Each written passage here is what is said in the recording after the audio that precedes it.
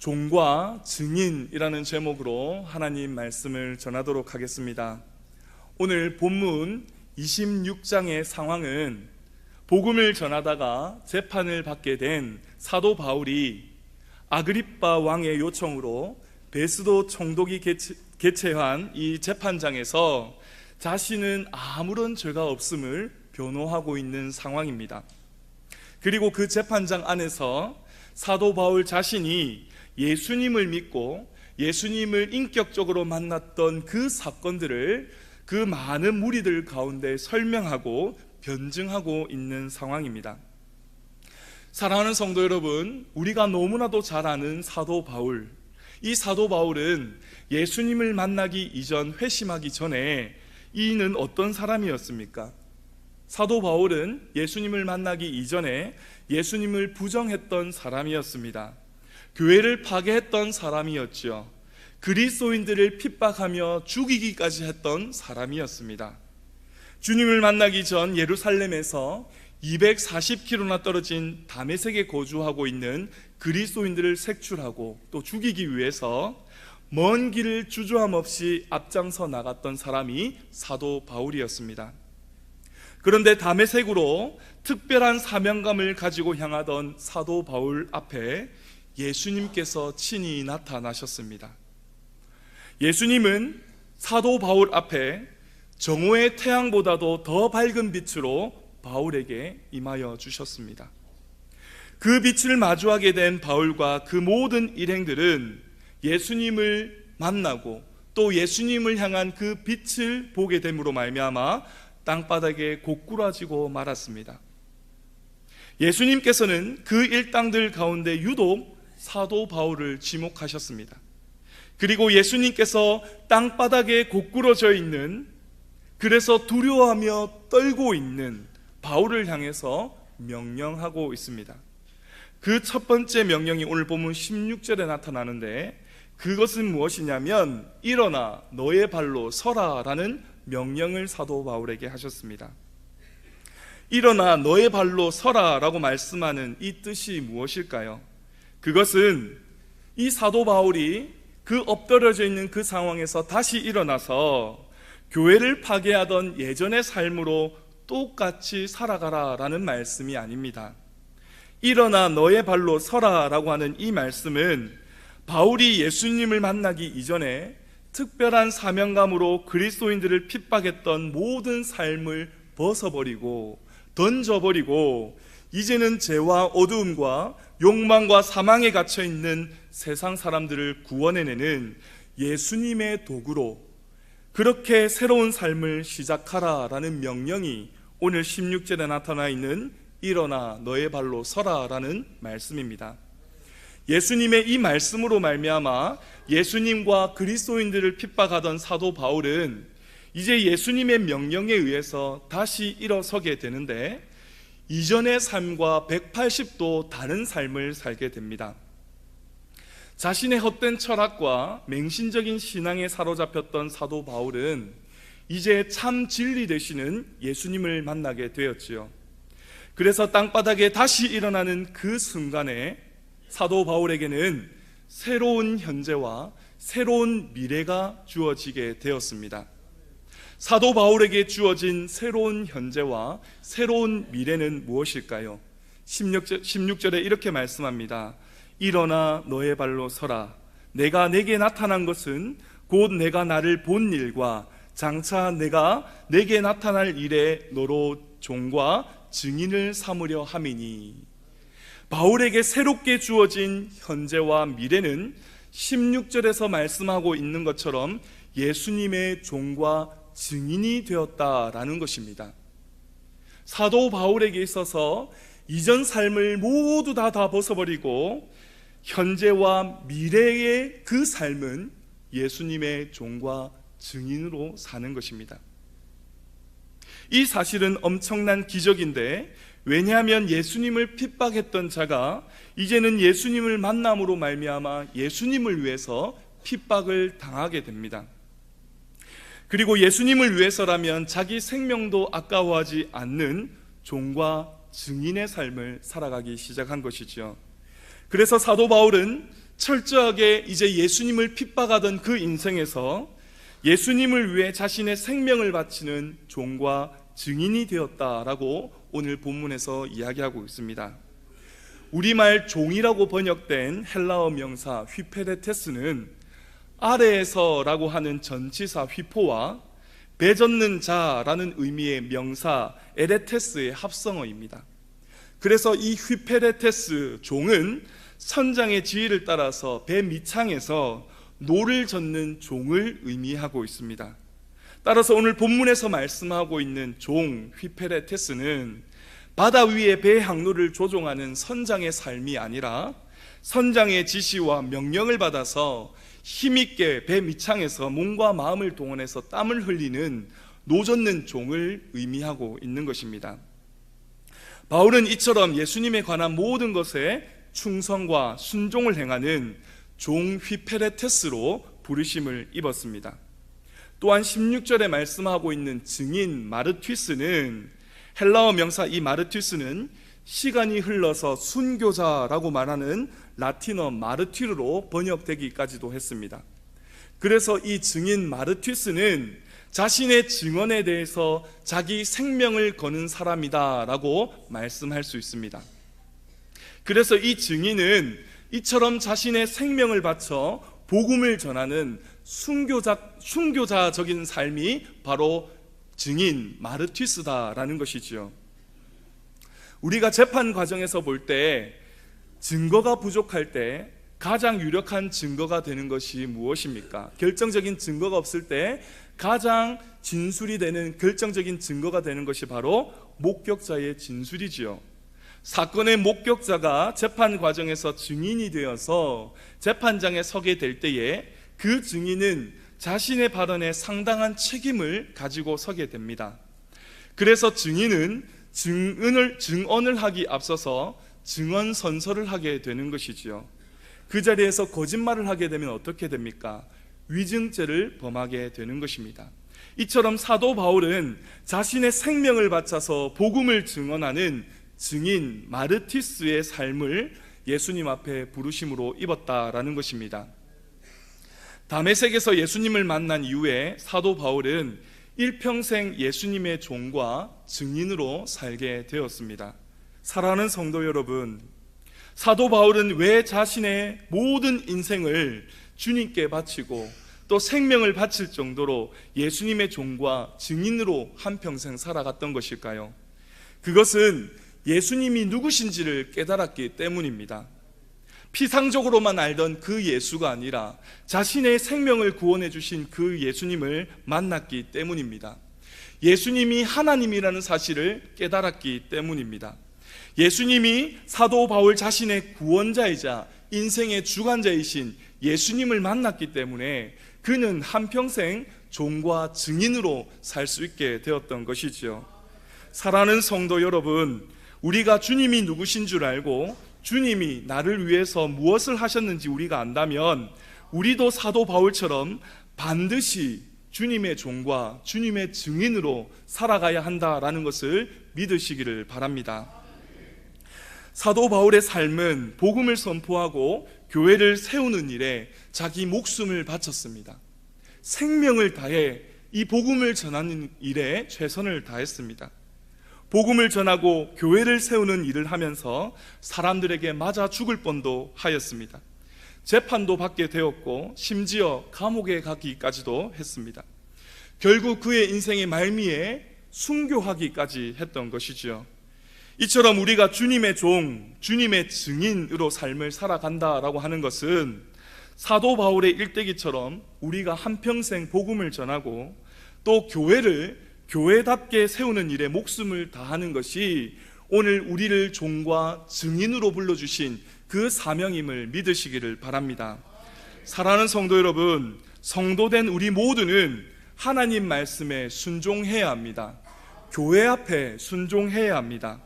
하나님 앞에, 교회 앞에 충성하는 것이 주님께서 기뻐하시는 주님의 종과 주님의 증인이라는 사실을 믿으시기를 바랍니다.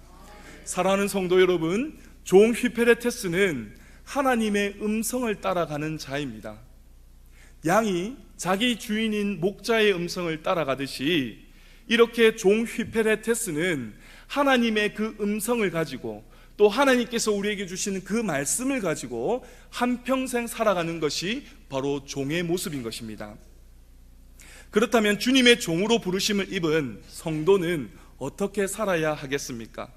하나님 주신 말씀에 따라 하나님 앞에, 교회 앞에 순종하고 충성하며 살아가는 것입니다. 고린도전서 4장 1절과 2절에 이렇게 사도 바울이 고백하고 있습니다. 사람이 마땅히 우리를 그리스도의 일꾼이요 하나님의 비밀을 맡은 자로 여길지어다. 그리고 맡은 자들에게 구할 것은 충성이니라 라고 말씀하고 있습니다. 여기서 고린도전서에도 일꾼이라는 단어가 등장하게 되는데, 이 일꾼이라는 이 단어가 오늘 우리가 함께 살펴본 종 휘페레테스와 동일한 단어입니다. 그래서 일꾼과 종에게 요구하는 것이 무엇입니까? 사도 바울은 이것을 충성이다 라고 말하고 있습니다. 사랑하는 성도 여러분, 우리 모두는 주님의 종으로 부르심을 받았습니다. 우리는 하나님의 신분이, 우리를 불러주신 그 신분은 하나님의 자녀이기도 하지만 하나님께서 우리를 불러주신 목적은 종 휘페레테스임을 믿으시기를 바랍니다. 종 휘페레테스는 선장의 지시만 따르면 됩니다. 그저 지시하는 선장의 음성을 듣고 노를 젓기만 하면 됩니다. 수백 명의 노젓는 노예들이, 이 종들이 자신의 의지로 자신이 가고자 하는 방향으로 노를 젓게 된다면 배는 어디를 향하여 가겠습니까? 어디를 가지도 못하고 그 자리에 머물러서 뱅뱅 돌기만 하는 것입니다. 그래서 오늘 우리 주님께서 사도 바울에게 주신 사명을 우리가 잘 이해하고 우리의 삶에 잘 적용시켜야 합니다. 우리가 교회의 주인이 아니라 우리 주님이 교회의 주인이심을 바로 알아야 합니다. 하나님 앞에, 교회 앞에 충성함으로, 또한 순종함으로 종의 역할을 잘 감당하시는 우리 모든 성도님들 되시기를 주님의 이름으로 축복합니다. 또한 성도는 어떠한 삶을 살아야 할까요? 증인 마르티스의 삶을 살아야 합니다. 교회 성도된 우리는 목숨을 걸고 하나님이 하나님 되심을 지켜내야 합니다. 말씀이 말씀 되심을 우리는 한평생 지켜내야 하는 것입니다. 우리가 아무리 열심히 전도하고 우리가 아무리 말씀을 많이 읽고 우리가 아무리 열심히 기도한다고 하거늘 우리의 삶이 이 증인 마르티스, 자기 생명을 걸고 증거하는 이 증인의 삶을 살지 못한다면 그 교회와 그 성도는 주님의 증인 마르티스가 될 수 없는 것입니다. 디모데전서 6장 12절 말씀에 이렇게 고백하고 있습니다. 믿음의 선한 싸움을 싸우라. 영생을 취하라. 이를 위하여 내가 부르심을 받았고 많은 증인 앞에서 선한 증언을 하였도다 라고 말씀하고 있습니다. 이 말씀은 사도 바울이 자신이 아끼는 제자 디모데에게 하였던 말씀입니다. 사도 바울은 주님의 증인으로 죽음을 두려워하지 않았습니다. 그래서 증인이 해야 되는 일이 무엇이냐면 믿음의 선한 싸움을 싸우는 것입니다. 증인은 그 믿음을 증거하며 그 믿음대로 사는 사람임을 믿으시기를 바랍니다. 세상의 헛된 것에 목숨을 거는 것이 아니라 영원한 생명 얻는 것에 목숨 거는 증인이 되어야 된다는 사실을 우리 모든 성도님들 믿으시기를 바랍니다. 사랑하는 성도 여러분, 이처럼 우리 부산 서문계 모든 성도님들이 주님의 종 휘페레테스로, 주님의 증인 마르티스로 살아가시기를 주님의 이름으로 축복합니다. 17절 말씀을 보면 사도 바울이 종과 증인으로 삼으신 목적이 등장하게 되는데, 이스라엘 이방인들에게서 내가 너를 구원하여 그들에게 보내어 라고 말씀하고 있습니다. 이스라엘과 이방인들을 지명하고 있는 것은 이 세상 모든 사람들을 일컫는 말입니다. 주님께서 사도 바울을 세상 모든 사람들보다 먼저 만나주시고 구원해 주신 것은 사도 바울을 혼자 잘 먹고 잘 살라고 먼저 만나주신 것이 아닙니다.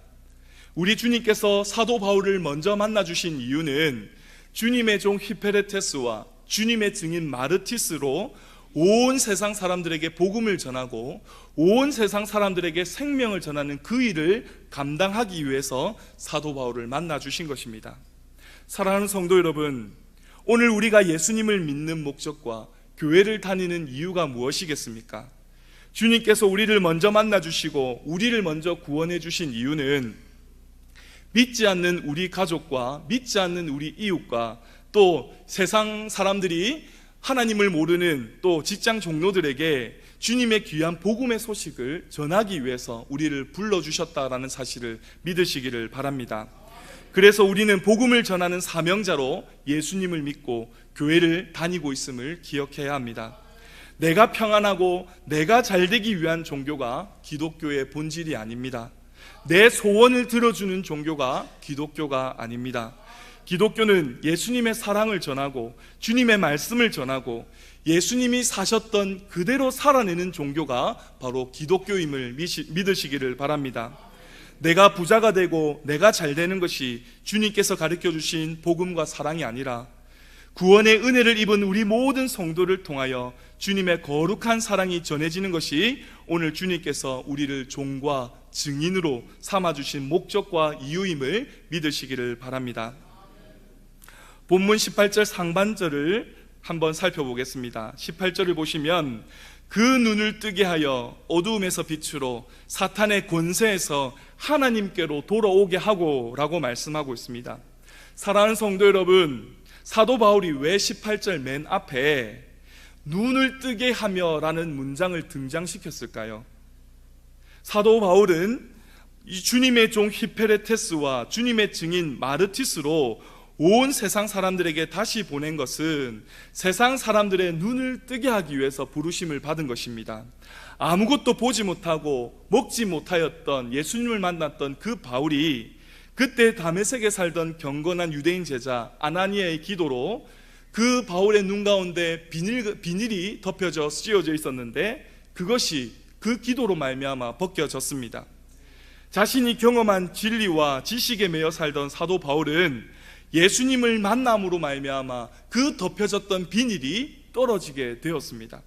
쉽게 말해서 이 눈을 뜨게 되며 라는 이 말씀은 영적 각성을 의미하고 있는 것입니다. 사도 바울이 이미 예수님을 만나서 눈을 떴다라는 것은 이미 자기 자신이 회심했다라는 증거인 것이죠. 바울은 그때 주님을 만나고 빛을 향해 눈을 뜨게 되면서 자신이 한평생 어두움에 살고 있었다라는 것을 깨닫게 되었습니다. 바울의 눈에서 예수님과 바울 사이를 가로막고 있던 그 죄의 비닐이 벗겨짐으로 바울이 처음으로 메시아이신 예수님에 대해서 눈을 뜨게 된 것입니다. 그래서 사도 바울은 오늘 본문 18절에서 눈을 뜨게 하며 라는 문장으로 자신이 예수님을 만나 변하게 되었다. 나의 눈을 뜨게 해주는 것, 진리를 알려주는 것, 그것은 오직 예수님뿐이다 라는 것을 증명하는 것입니다. 사랑하는 성도 여러분, 주님의 종 휘페레테스와 주님의 증인 마르티스는 주님을 향해 눈을 뜬 자임을 믿으시기를 바랍니다. 어두움에 갇혀있던 우리 인생에서 빛이신 주님을 만나 바울은 눈을 뜨게 되었습니다. 그리고 주님이 자신의 죄값을 대신 치러주기 위해서 십자가의 제물로 죽으셨다가 3일 만에 다시 살아나신 메시아 예수님을 향해서 똑바로 눈을 뜨게 된 것입니다. 나아가 사도 바울은 예수님의 시선으로 자기 자신을 제3자의 입장에서 보게 되었습니다. 자기 주관대로 사는 것이 아니라 이제는 제3자의 입장에서 바울 자신 내면을 들여다보게 된 것이죠. 그래서 바울은 눈을 뜨게 되어서 자신의 신분과 위치가 어떠한지를 깨닫게 되었습니다. 자신이 스스로가 의인이라고 믿었던 바울은 자신이 얼마나 추악한 죄인인지를 눈을 뜨게 되면서 깨닫게 된 것이지요. 자신이 무엇을 위해서 인생을 허비했고 얼마나 가치 없는 인생을 자신이 살았는지 눈을 뜨게 되면서 예수님을 만나게 되면서 회심하게 되면서 깨닫게 되었다는 사실입니다. 사랑하는 성도 여러분, 우리가 주님의 종 휘페레테스와 주님의 증인 마르티스가 됐다라는 것은 우리 본래 자신이 어떠한 존재를 깨닫고 옛 자아와 옛 성격과 옛 습관을 모두 청산한 사람을 일컫는 말입니다. 그래서 새롭게 주님의 자녀가 됨을 깨닫게 된 자가 오늘 우리를 불러주신 예수님의 종과 증인이다라는 사실을 믿으시기를 바랍니다.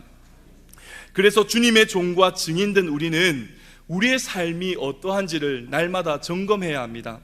우리 자신의 진짜 모습이 어떠한지를 우리는 날마다 살펴보아야 하는 것이죠. 그리고 매 순간마다 자신을 제3자의 입장에서, 그리고 또 예수님의 시선으로 바라보아서 자신의 진짜 모습이 무엇인지 바라볼 줄 아는 성도만이 이 땅에서 주님을 사랑하고 또 교회를 사랑하는 진짜 성도임을 믿으시기를 바랍니다. 그래서 주님의 종과 증인된 성도는 이 땅의 삶이, 이 땅에서 살아가는 것이 얼마나 허무하고 또 그것이 죽음이라는 것을 알고, 또 우리가 죽게 되어서 죽음을 맞이하는 그것이 오히려 영원한 생명을 얻는 자임을 알게 되는 사람입니다.